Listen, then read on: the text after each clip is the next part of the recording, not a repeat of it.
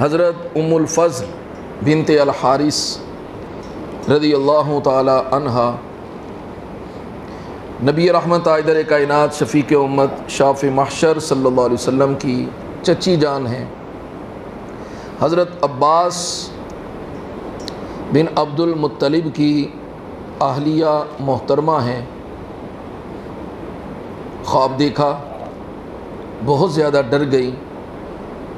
جانے کائنات صلی اللہ علیہ وسلم کی بارگاہ میں حاضر ہوئیں۔ عرض کیا بندہ نواز میری بڑی عجیب کیفیت ہے اور میں نے بڑا ہی عجیب خواب دیکھا ہے۔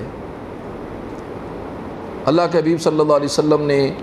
فرمایا کہ ام الفضل پیاری چچی تم نے کیا خواب دیکھا؟ کہا بندہ نواز بیان کرنے کی ہمت نہیں رکھتی، بہت ڈر گئی۔ شفیق امت شافع محشر صلی اللہ علیہ وسلم نے فرمایا چچی بیان تو کرو۔ کہا حضور میں نے دیکھا کہ آپ کے جسم مبارک کا ایک حصہ کاٹ کر میری گود میں ڈالا گیا۔ اللہ کے حبیب صلی اللہ علیہ وسلم نے خواب مبارک سنا، حضور خوش ہوئے، چہرہ اطہر پر تبسم کی لہر دوڑ گئی، مسکراہٹ کی لہر دوڑ گئی۔ اللہ کے حبیب صلی اللہ علیہ وسلم نے فرمایا چچی جان یہ بہت اچھا خواب ہے، اس خواب کی تعبیر یہ ہے کہ میری لخت جگر سیدہ خاتون جنت کے ہاں بیٹا پیدا ہوگا اور وہ تیری گود میں ڈالا جائے گا۔ سو حضرت آقا حسین رضی اللہ تعالیٰ عنہ پیدا ہوئے اور حضرت ام الفضل کی گود میں ڈالے گئے۔ خواب کیا تھا؟ جسم مبارک کا ایک حصہ ہے۔ حضرت ابو ہریرہ رضی اللہ تعالی عنہ آپ فرماتے ہیں بخدا میں نے اللہ کے حبیب صلی اللہ علیہ وسلم کو دیکھا، رأیت رسول اللہ صلی اللہ علیہ وسلم یمتص لعاب الحسین، میں نے اللہ کے حبیب علیہ السلام کو دیکھا کہ وہ امام حسین شہزادہ حسین رضی اللہ تعالی عنہ کا لعاب مبارک چوسا کرتے تھے، زبان مبارک لعاب مبارک چوسا کرتے تھے۔ حضرت ابو ہریرہ کہتے ہیں کما یمتص الرجل التمر، جیسے کوئی شخص کھجور کو چوستا ہے، اس کی مٹھاس کو چوستا ہے، اللہ کے حبیب علیہ السلام اس طرح حسین رضی اللہ تعالیٰ عنہ کے لعاب کو چوسا کرتے تھے۔ حضرت سیدہ خاتون جنت فاطمہ الزہرا رضی اللہ تعالی عنہا بارگاہ اقدس میں حاضر ہوتی، عرض کیا ابا جان صلی اللہ تعالی علیہ وآلہ وصحبہ وبارک وسلم میرے شہزادے حسین کو کچھ عطا فرمائیے۔ تو آقا علیہ الصلوۃ والسلام نے فرمایا کہ سیدہ میں نے اپنی ذات کی شجاعت اور اپنی ذات کی بہادری میں نے حسین کو عطا فرمائی۔ اور صحابہ کرام فرماتے ہیں کہ خدا کی قسم اللہ کے حبیب صلی اللہ علیہ وسلم سے زیادہ بہادر روئے زمین پر کوئی شخص نہیں تھا۔ آپ نے اس کی مثال دیکھی ہے، بڑی مشہور روایت، جب حضرت ابو طالب نے کہا تھا کہ بھتیجے اب بس کر دے، اب مجھ میں اور ہمت نہیں ہے، میں دشمنوں کا مقابلہ نہیں کر سکتا، میرے کندھے بوڑھے ہو چکے، اب میں تھک گیا ہوں، تو جانے کائنات علیہ السلام نے فرمایا تھا چچا جان اگر یہ قوم میرے ایک ہاتھ پہ سورج اور دوسرے ہاتھ پر چاند رکھ دیں تو میں پھر بھی توحید کا اعلان کرنے سے ایک قدم پیچھے نہیں ہٹاؤں۔ اتنی جرت، اتنی شجاعت، اور وہ جرت، وہ بہادری، وہ دین کے لیے کھڑا ہونا اور قدموں میں جنبش کا نہ ہونا، یہ فیضان مصطفی صلی اللہ علیہ وسلم تھا۔ یوں تو اہل بیت اطہار کے تمام افراد کو، تمام صحابہ کبار کو حضور علیہ الصلوۃ والسلام کے دست حق پر بیعت کرنے والے ہر شخص کو اس کا فیض ملا۔ آپ اگر تاریخ اسلام کا مطالعہ کریں تو حضرات ناقابل فراموش داستانیں رقم کی گئیں، اور ایک سے بڑھ کے ایک داستان جرت کی، شجاعت کی، بہادری کی، کفار کے سامنے کھڑے ہونے کی، جلتے ہوئے انگاروں پہ لٹایا گیا، جسم کو ٹکڑے ٹکڑے کر دیا گیا، لیکن ان کی ہمت اور ان کی شجاعت میں کوئی لرزہ نہیں آتا، یہاں تک کہ جلتے تیل میں ڈال دیا گیا۔ اور مسلمہ کذاب کا جب دربار لگا ہے اور حضور کا ایک غلام جو گرفتار ہو جاتا ہے تو مسلمہ کذاب پوچھتا ہے کہ میں کون ہوں؟ تو وہ یوں اظہار فرماتے ہیں کہ میں نے سنا نہیں، اور جب وہ پوچھتا ہے کہ محمد کون ہے تو آپ مسکرا کر فرماتے محمد رسول اللہ صلی اللہ علیہ وسلم، محمد اللہ کے رسول ہے۔ بازو کاٹ دیا جاتا ہے، ایک بازو کٹتا ہے، پھر پوچھا جاتا، وہ پوچھتا ہے میں کون ہوں، آپ خاموش ہوتے ہیں، یوں اظہار فرماتے ہیں کہ جیسے سنا نہیں اور سننے کی طاقت نہیں، جیسے کوئی آدمی بہرا ہوتا ہے۔ اور جب وہ آقا علیہ السلام کے بارے پوچھتا ہے تو آپ فوراً سے جواب دیتے ہیں کہ وہ اللہ کے رسول ہیں۔ دوسرا بازو کاٹ دیا جاتا، کان کاٹ دیے جاتے ہیں، آنکھیں نکال دی جاتی، ناک کاٹ دیا جاتا، جلتے ہوئے تیل میں ڈال دیا جاتا، لیکن ان کے قدموں میں ذرہ برابر بھی جنبش نہیں آتی۔ وہ اسلام کا پہلا مارکا حضرات گرامی، وہ مسلمانوں کی شجاعت اور بہادری کی داستان رقم کرتا ہے۔ اور وہ کون سا میدان؟ خدا کی قسم، کفار و مشرکین تلوار کے ساتھ اپنے بڑوں کا بدلہ مسلمانوں سے نہ لے سکے تھے، تو انہوں نے یہ بیج بو دیے کہ بالآخر مارکہ کربلا رونما ہو گیا، اور بدبخت جھوٹے اور مکار خطباء و ذاکرین جنہوں نے امام حسین رضی اللہ تعالیٰ عنہ اور آپ کے رفقائے جان نشین اور رفقائے جان نثار اصحاب کا یوں سرے بازار مذاق اڑایا کہ ان کی بیچارگی کو نیلام کر کے اپنی روٹیوں کا اہتمام کیا۔ کیا تاریخ قیس بن مصر کو بلا پائے گی جسے امام حسین رضی اللہ تعالیٰ عنہ، اور سنیے گا یہ تو شان ہے خدمت گاروں کی، سردار کا عالم کیا ہوگا، اپنا خط دے کر کوفے والوں کے پاس بھیجا،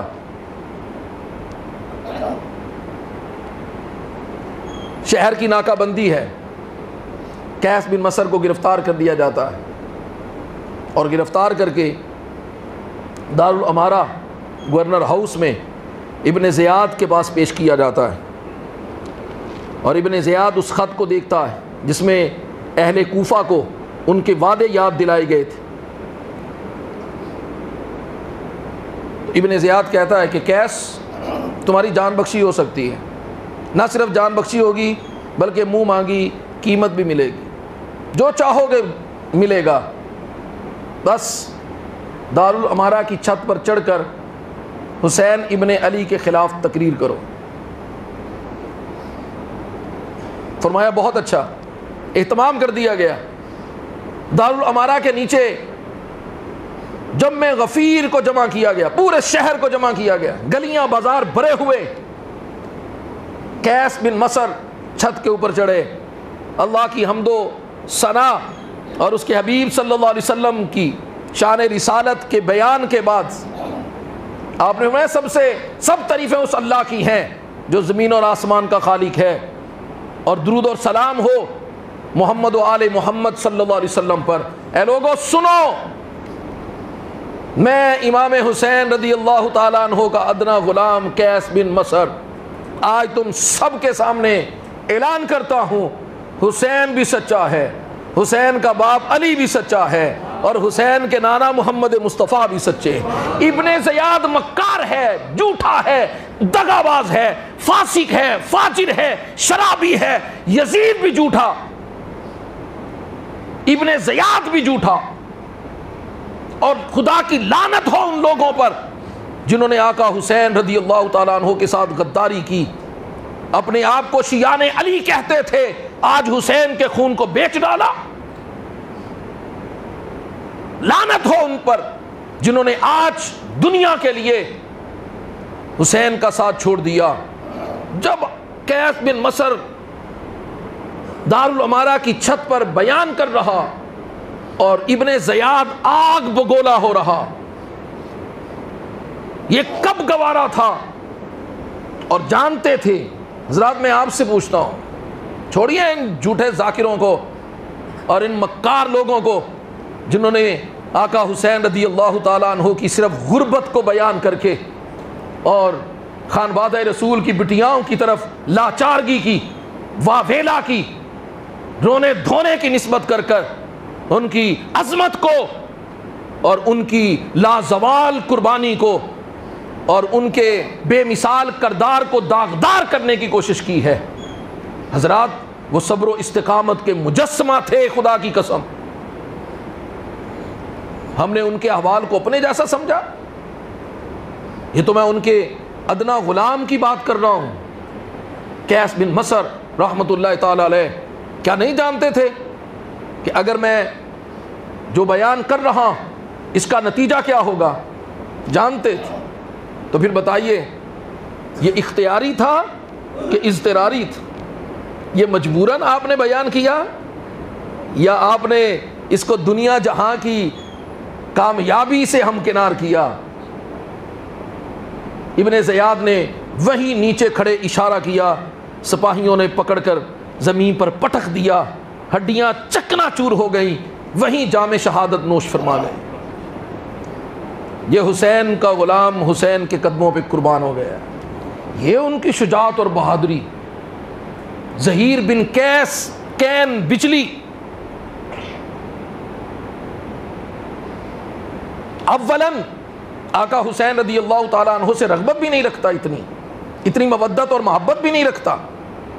حج سے واپسی پر اپنے قافلے کے ساتھ جا رہا، خبر ہوئی کہ قریب آقا حسین رضی اللہ تعالیٰ عنہ نے بھی پڑاؤ فرمایا۔ امام حسین رضی اللہ تعالیٰ عنہ،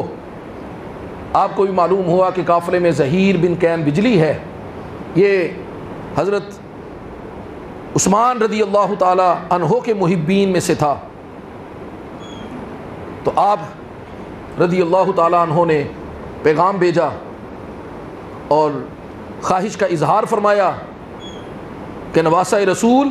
زہیر سے ملاقات چاہتے ہیں۔ اولاً اس نے بے رغبتی ظاہر کی اور ملاقات سے انکار کرنا چاہا، لیکن قربان جاؤں محبت اہل بیت رکھنے والی ان کی زوجہ پر، ان کی عظمت پر، کہا واہ بھلا دنیا میں اس سے عجیب بات بھی کوئی ہوگی کہ نواسہ رسول جگر گوشہ بطول، جو حضور کے دوش مبارک پر سواری فرماتے تھے، حضور جن کے لعاب کو بوسہ دیتے تھے، جن کا رونا حضور کو تکلیف دیتا تھا، جن کی محبت مصطفیٰ کریم علیہ السلام کی محبت ہے اور جن کو عزا دینا حضور کو عزا دینا، اور جن کے بارے میں فرمان مصطفیٰ ہے اللہم احبہ و احبہ، اے اللہ میں بھی حسین سے محبت کرتا ہوں، تو بھی حسین سے محبت کر، میں بھی حسین سے محبت کرتا ہوں، تو بھی حسین سے محبت کر، اور من یحبہ فاحبہ، جو حسین سے محبت کرتا ہے مولا تو اس سے بھی محبت کر۔ کہا بڑی عجیب بات ہوگی، دنیا میں اس سے زیادہ کوئی عجیب بات نہیں ہوگی کہ نواسہ رسول ملاقات کا پیغام بھیجے اور کوئی شخص ملنا نہ چاہے۔ اس کا دل بھر آیا، دل میں اہل بیت اطہار کی محبت نے جوش مارا، فوراً حاضر خدمت ہوا۔ چند لمحوں کی ملاقات، اللہ صرف حال احوال لیا، آقا حسین رضی اللہ تعالیٰ عنہ کی چہرہ اطہر کی زیارت کی، چند لمحوں کی صحبت کی قربت پائی، ظہیر کے دل کی کایا پلٹ گئی۔ واپس آتا ہے، اپنا ساز و سامان، خیمہ اور دوسری چیزیں ساری قافلے والوں کو، کارواں والوں کو دے دیتا ہے، اور اپنی زوجہ کو طلاق دے دی، کہا تم عدت کے بعد کسی کے نکاح میں چلی جانا۔ ساتھیوں سے کہا کہ جو تم میں سے میرے ساتھ آنا چاہے اس کی مرضی ہے، جو جانا چاہے اسے اجازت ہے۔ سب حیران تھے، یہ تو آقا حسین سے ملنے تھے، لیکن یک لخت کیا ہو گیا؟ کہا کہ سنو، میں نے ایک جنگ میں شرکت کی، اس کے سپہ سالار حضرت سلمان فارسی تھے، صحابی رسول رضی اللہ تعالیٰ عنہ، جنہیں حضور نے اپنے اہل بیت میں شامل فرمایا۔ حضرت سلمان فارسی نے کہا، اور جنگ میں ہمیں فتح ہوئی، بہت سا مال غنیمت ہمارے حصے میں آیا۔ تو حضرت سلمان فارسی نے فرمایا کہ اے قافلے والو، اے فتح سے ہم کنار ہونے والو، بتاؤ کیا تمہیں فتح سے اور مال غنیمت سے خوشی پہنچی؟ تو سب نے یک زباں کہا جی حضور ہمیں بہت خوشی پہنچی ہے۔ فرمایا خدا کی قسم ایک معرکہ ہوگا جس میں خانوادہ رسول کے چشم و چراغ، نواسہ رسول جگر گوشہ بطول امام حسین رضی اللہ تعالیٰ عنہ کو شہید کیا جائے گا۔ جو شخص تم میں سے اس لشکر کو پائے اور اس میں شامل ہو تو اللہ کی عزت کی قسم اسے آج کی فتح اور حصول مال غنیمت سے زیادہ خوشی ہوگی۔ ظہیر بن کین بجلی کہنے لگے کہ اللہ کی عزت کی قسم آج میرے دل کی وہی کیفیت ہے۔ حالانکہ جانتے تھے 30,000 کا لشکر ہے سامنے، کیا ہونے والا ہے۔ یہ 72 افراد جو جنگ کی غرض سے نہیں نکلے، جن کے ساتھ خواتین ہیں، جن کے ساتھ چھوٹے معصوم بچے ہیں، جانتے تھے کیا ہونے والا ہے، لیکن ان کے دل کی کیفیت میں آپ کو بتانا چاہتا ہوں حضرات۔ یہ تو ظہیر جسے امام حسین رضی اللہ تعالیٰ عنہ کی صحبت کی چند گھڑیاں نصیب ہوئیں، ان کے دل کی کیفیت کا عالم یہ تھا کہ وہ شہادت میں فتح اور مال غنیمت ملنے سے زیادہ خوشی پا رہے ہیں۔ تو پھر ایمانداری سے بتائیے گا امام حسین رضی اللہ تعالیٰ عنہ کے دل کی کیفیت کا عالم کیا ہو جب وہ حضور نانا مصطفیٰ صلی اللہ علیہ وسلم کے دین پر قربان ہو رہے تھے، تو ان کی شجاعت کا اور ان کے دل کی روحانیت کا عالم کیا ہوگا۔ یہ آہ و بقا کا ذکر کر کے، گریہ کا ذکر کر کے، اور پھر علماء اہل سنت ہمیشہ سے اس عقیدہ پر قائم ہیں، اور یہ فتویٰ ہے اہل سنت کی طرف سے۔ حضرات میں آپ کو بتانا چاہتا ہوں، پھر نہ کہیے گا کہ کسی نے بتایا نہیں تھا، جان بوجھ کر ارادتاً ایسا بیان کرنا کہ لوگوں پر غم کی کیفیت طاری ہو، ذکر شہادت حسین میں از روئے شرع یہ ناجائز اور گناہ، جان بوجھ کر، ہاں بتقاضۂ محبت، ظلم کی داستان سن کے کہ ظلم کی حد ہو گئی، ظالموں بھلا کوئی ایسے بھی کرتا ہے، ایک طرف کلمہ پڑھتے ہو اور دوسری طرف کلمے کو ہی تیر چلاتے ہو، کوئی ایسا بھی کرتا ہے۔ غیروں نے بھی آہیں بھری اور کہا کہ تمہارا برا ہو، تم نے اپنے محبوب نبی رحمت صلی اللہ علیہ وسلم کی دنیا سے گئے صرف 50 برس ہوئے، اور حضور علیہ الصلوۃ والسلام کی دوسری نسل حضور کے نواسے، حضور کے شہزادے امام حسین رضی اللہ تعالیٰ عنہ کو کس طرح تم نے ظلم و ستم کی بربریت کر کے تم نے ناتواں شہید کر دیا۔ اگر یہ سن کر از روئے محبت آنکھیں بر آئیں اور آنکھوں سے آنسو گر جائیں تو یہ انشاءاللہ یہ قیامت کے دن تمہاری اور میری بخشش کا ذریعہ ہوں گے۔ لیکن جان بوجھ کر ایسا ماحول کریٹ کرنا اور ایسے الفاظ کا انتخاب کرنا، کیونکہ حضرات آپ میری اس بات سے اتفاق کریں گے کہ عام طور پر یہ انسانی فطرت ہے، یہ صرف مذہبی لوگوں کی مجلس کی کیفیت کا میں عالم نہیں عرض کرنے لگا، پوری دنیا کے آپ احوال کو دیکھیں، انسانی فطرت ہے کہ جب آپ کسی کی طرف راغب کرنا چاہتے ہیں تو یا تو آپ بے پناہ محبت کے اظہار پر راغب کرتے ہیں، یا پھر کسی کے جذبات کو جب آپ چھیڑتے ہیں اور کسی کو مظلوم بنا کر کسی کے سامنے رکھتے ہیں تو پھر آپ دیکھتے ہیں کہ لوگ اس کی طرف راغب ہوتے ہیں. اور پوری دنیا میں یہی اصول اور قانون اور ضابطہ چلتا ہے، صرف لوگوں کی رغبت حاصل کرنے کے لیے لوگوں کے جذبات کو برانگیختہ کرنا. اور امام حسین رضی اللہ تعالیٰ عنہ کو بہت مظلوم بنا کر اور معاذ اللہ استغفر اللہ یہاں تک کہ ان کی طرف آہ و بکا اور گریہ زاری کا ذکر فرما دینا کہ وہ اپنے لیے رحم کی اپیل کرتے رہے، اپنے بچوں کے لیے پانی طلب کرتے رہے. حضرات یہ عذر شرع ناجائز اور گناہ ہے. رہی بات امام حسین رضی اللہ تعالیٰ عنہ کی، تو آقا حسین رضی اللہ تعالیٰ عنہ جرأت و شجاعت و بہادری کی ایک ایسی داستان رقم کر گئے کہ زندگی میں حق پر کھڑا شخص کتنا بھی کمزور کیوں نہ ہوا، کتنا بھی ناتواں کیوں نہ ہوا اور تنے تنہا کیوں نہ ہوا، اس کو اٹھانے کے لیے فقط حسین رضی اللہ تعالیٰ عنہ کا خیال ہی کافی ہوگا،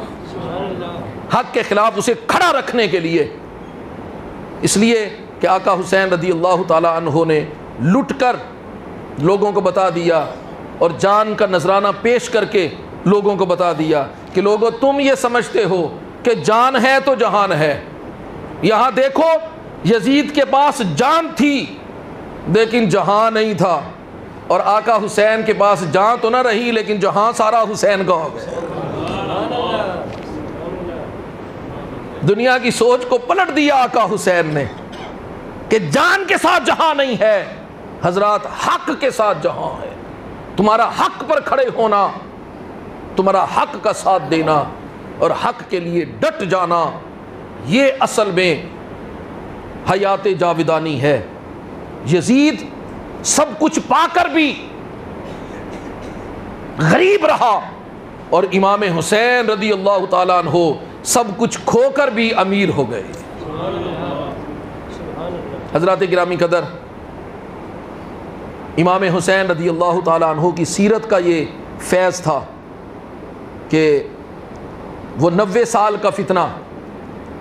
جو بر صغیر پاک و ہند میں 1864 میں جس نے جنم لیا اور 90 سالوں میں وہ یہاں تک پہنچ گیا تھا کہ پوری دنیا کے مسلمانوں کو کافر قرار دے دیا، وہ فتنہ قادیانیت جسے 7 ستمبر 1974 میں اقلیت قرار دے کر ہمیشہ ہمیشہ کے لیے اس فتنے کا قلع کما کر دیا. اور ہم آج کے اس جمعۃ المبارک کے خطبہ کی وساطت سے سلام عقیدت پیش کرتے ہیں، خراج تحسین پیش کرتے ہیں تحریک ختم نبوت کے شہداء کو. 10,000 لوگوں نے اس فتنہ کو قلع کما کرنے کے لیے اپنی جانوں کے نذرانے پیش کیے، اور قائدین تحریک ختم نبوت کا وہ بیان رہتی دنیا تک باقی رہے گا کہ ایک اسمبلی کے اندر جب ڈبیٹ شروع ہوتی ہے تو وہ مرزا ناصر ملعون اس کیفیت میں آتا کہ لباس سفید رنگ کا زیب تن کیے ہوئے، شلوار ٹخنوں سے اوپر، سر پر سفید پگڑی، ہاتھ میں تسبیح اور اللہم صلی علی محمد و آل محمد پڑھتا ہوا اسمبلی میں داخل ہو رہا تھا. اور ایسے شخص کو اور اس کے نظریہ کو باطل اور کفر قرار دینا یہ کوئی آسان کام نہیں تھا، لیکن مبارکباد کے مستحق ہیں تحریک ختم نبوت کے قائدین اور شہداء اور کارکنان کہ جنہوں نے حضرت سیدنا صدیق اکبر رضی اللہ تعالی عنہ کے طرز زندگی کو اختیار فرمایا. اکابر صحابہ، 1200 اکابر صحابہ جن میں بڑے بڑے حفاظ تھے، بڑے بڑے شیوخ تھے، ایک ایک شخص، پوری تحریک تھی وہ ختم نبوت کی عظمت کے لیے، مسلمہ کذاب کا فتنہ ختم کرنے کے لیے وہ 1200 صحابہ شہید ہوئے، اور انہی کی سنت کو 7 ستمبر 1974 میں زندہ کیا، اور اس تحریک میں 10,000 لوگوں نے جانیں قربان کی، اور بالآخر پاکستان میں قادیانیت کو فتنہ قرار دیا، اقلیت قرار دیا، اور پوری دنیا کے مسلمانوں کو کافر بنانے والے ان کو ثابت کیا قرآن و سنت کی روشنی میں کہ یہ سب کفر ہے، اور آقا علیہ الصلوۃ والسلام کے بعد کوئی نبی کسی معنی میں، نہ شرعی معنی میں، نہ ذلی معنی میں، کسی تصور میں بھی حضور کے بعد کوئی نبی نہیں آ سکتا ہے، اور قادیانیوں کے ہر فتنے کا کلا کما کیا۔ 7 ستمبر 1974 رہتی دنیا تک، جب تک پاکستان رہے گا، انشاءاللہ ہم اور اہل پاکستان ان کی جرت و بہادری کو اور ان کی لازوال قربانیوں کو سلام عقیدت پیش کرتے رہیں گے۔ حضرات مسلمان، جی حضرات، مسلمان کے لیے جو شخص لا الہ الا اللہ محمد رسول اللہ پڑھنے والا، ہر چیز سے بڑھ کر وہ اپنے ماں باپ، اپنی اولاد، اپنے مال و جان، اپنی عزت ناموس، ہر چیز سے بڑھ کر وہ ناموس مصطفیٰ صلی اللہ علیہ وسلم کو عزیز رکھتا ہے اور محبوب رکھتا ہے۔ اور آپ جانتے ہیں کہ یہ یہود و نصارہ ملعون یہ مسلمانوں کے جذبات سے کھیلتے اور مسلمانوں کے انگیزٹ منفی پراپوگنڈا کرنے کے لیے اور مسلمانوں کو اذیت پہنچانے کے لیے یہ ایک ناپاک حربہ استعمال کرتے ہیں کہ وہ ناموس رسالت کو معاذ اللہ استغفر اللہ داغدار کرنے کی کوشش کرتے ہیں۔ وہ پچھلے دنوں بدبخت گیٹ ولڈر نے، جو غالباً ہالینڈ کا تھا، وہ نبی علیہ الصلوۃ والسلام کی شان اقدس میں گستاخانہ خاکوں کا جو اس نے مقابلہ کروایا، اور پھر اسی کو پذیرائی دینے کے لیے اب فرانس نے بھی حکومتی سطح پر اس کا اعلان کیا، یہ مسلمانوں کے جذبات سے کھیلنے کے مترادف ہے۔ ہم احتجاج کرتے ہیں نہ صرف پاکستان کی حکومت سے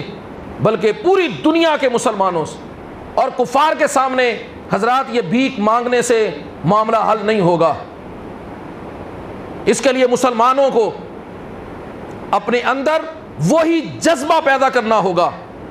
جو جذبہ تحریک ختم نبوت کے اندر تھا،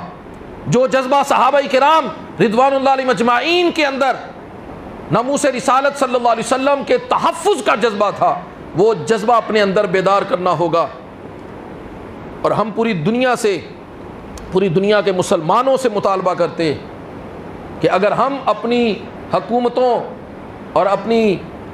عزتوں کا تحفظ چاہتے ہیں تو ہمیں تحفظ ناموس رسالت پر پہرا دینا ہوگا۔ لہٰذا